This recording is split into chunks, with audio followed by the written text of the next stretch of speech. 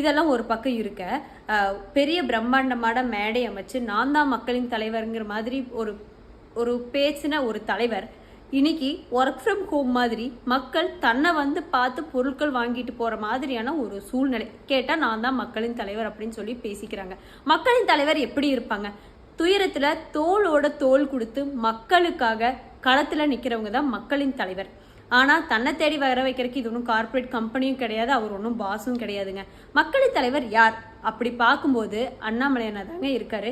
காலையிலேருந்து இப்போ வரைக்கும் சுற்றி மக்களுக்கு எந்தெந்த இடத்துலலாம் பாதிக்கப்பட்டிருக்கு, என்னென்னலாம் பாதிச்சிருக்கு அப்படிங்கிறத பார்த்து ஒரு டேட்டா எடுக்கிறதுலேருந்து மக்களுக்கு என்ன தேவை அப்படிங்கிறத தெரிஞ்சு தன்னோட கட்சி தொண்டர்கள் மூலியமாக மக்களுக்கு தேவையானதெல்லாம் செஞ்சுட்டு வராரு நம்மளோட அண்ணாமலையானா. மக்களே, இது சிந்திக்க வேண்டிய நேரம். யார் மக்களுக்கான தலைவர், யார் மக்களுக்கான தலைவர் மாதிரியான வேடத்தில் இருக்காங்க அப்படிங்கிறதெல்லாம் தெரிஞ்சுக்கோங்க. மக்களின் தலைவர் என்றுமே நம்மளோட சிங்கம் அண்ணாமலையானா தாங்க. நன்றி.